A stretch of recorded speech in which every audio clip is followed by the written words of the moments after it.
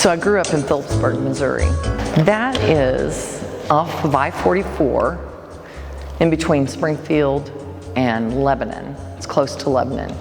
And it's just a small exit. Population back in the day was 156.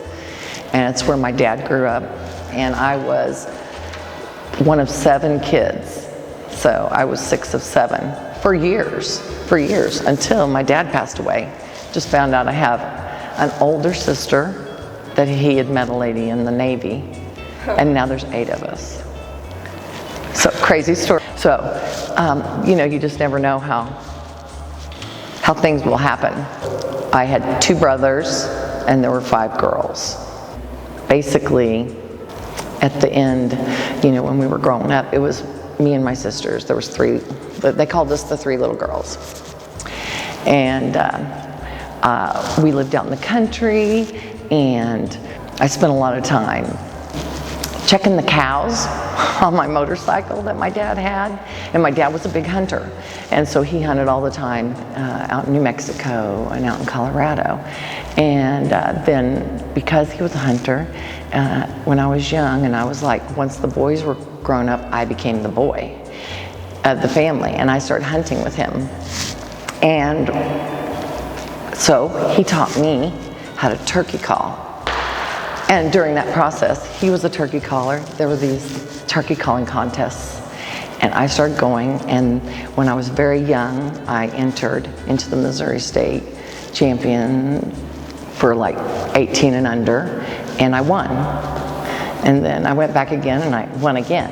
And I was the only girl in the entire competition. So my dad was so proud when I walked in, and I was the only girl that was a turkey caller. That was kind of a big deal when I was a kid, and but I still always loved my art classes. I was always making stuff with my grandmother. So my mother, on my mother's side, my mother came from Hungary after the war. And then they ended up in Kansas City. And that's where my dad met my mom. So that's kind of an interesting story. So I'm half Hungarian.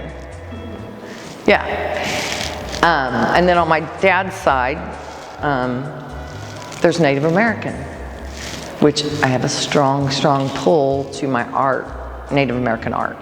And you'll see that in a lot of my work. I'm getting ahead of myself. So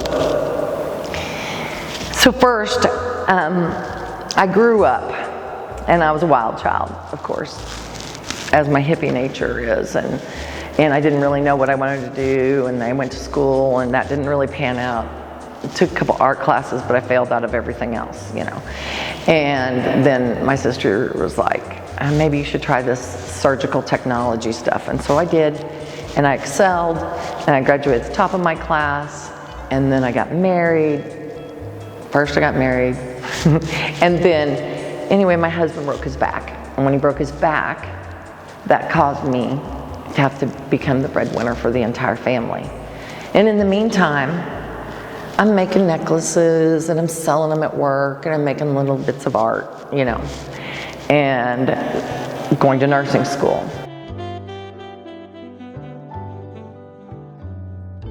Then I take on a job at Mid-America Transplant to harvest parts, if you will, bones and skin and eyes and hearts and veins and tissue. And I did that for 18 years with my other job to survive, being the only one. And I also became a first assistant, and then I started assisting the heart surgeons, and then I became a robotic coordinator. But all the time in the background, I'm learning new art projects and doing photography. So, with all that being said, and you haven't even gotten into my art yet.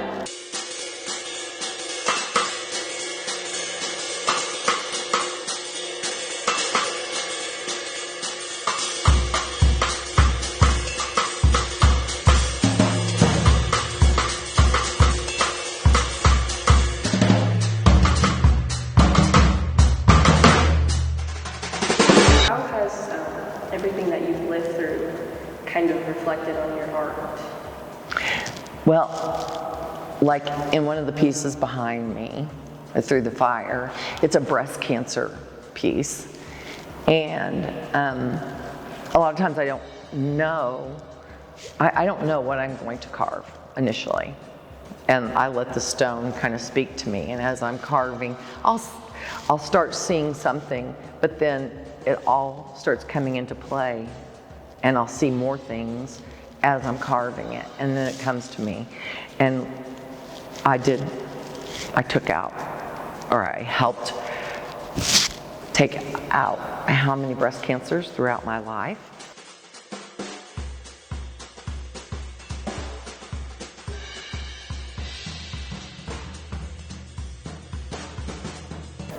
It influences my work so much.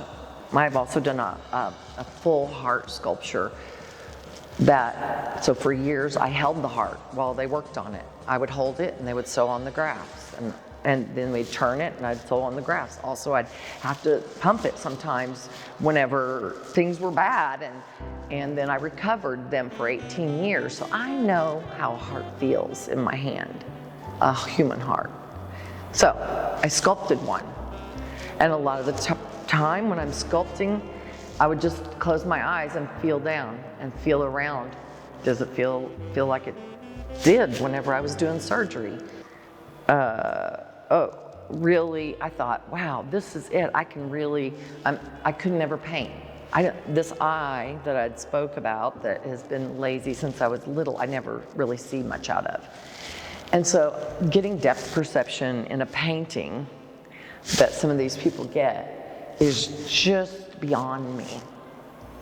Even as an artist, I just have a hard time grasping that. And depth perception with someone who only has one eye is a well-known fact. And so then when I found sculpture where I could get perception with my hands, it just changed my whole world. I felt like I was like almost born again, like I had this thing I didn't even know I could do. You know, when I started school, I just got married. I had a 3-month-old baby. I was starting school, and you know, we did those little stress check-off lists when you started school. Tell you how stressed I was, like off the charts. Like my numbers were off the charts, and you know, I don't even know sometimes how I got through it. And even people at work were probably like, "How are you doing this?" Sometimes I would work all night, sleep in my car. But I told them, call me every time. Call me. And every time you're working, I need to work, because I knew I didn't really have a choice. You know, if I was going to survive, if I was going to make it, because I knew that he was never going to be able to help me. So I just figured it out. I just kept pushing and figuring it out. But I went from the wild child girl that I was to having to get it together. And I went from being wild child to super professional that entire time. And my art was my only little wild child outlet that I ever had. The rest of the time I had to be on call. There was never going out and going to a bar and having a drink or a glass of wine. I was on call for 1 or 2 of the jobs all the time. I would carry 2 or 3 pagers back in the 80s. You know, I had pagers on my hip, you know, like, who was she? You know, but it was for all those jobs because I just couldn't turn down a job because I had to pay every bill. He was depressed and little kids to take care of, and I'm going to go to school because this job's never going to pay the bills, and I can't work 2 jobs my entire life. But you know, I still want to do some art, you know, so I'm still making little things, and because I need to make a little bit of extra money at work, so I make necklaces and things like that and sell them to the doctors for their kids. And you know, I just always found a way to get by. Luckily, he was there to help take care of the kids, but the struggle is real, though. You know, I struggled, and I had to fight and claw and claw and claw. Well, not everybody's able to do that. I will say that I feel blessed to be among all these artists and to be here.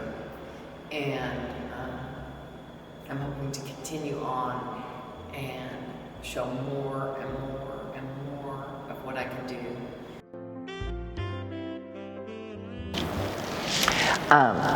For me, as a woman, I feel like I'm always diving into a wave, against a wave, because I just don't feel like a lot of times I'm recognized as an artist, or I'm told, oh, that's a nice hobby. Oh, it's such a nice hobby. I'm glad you have a hobby.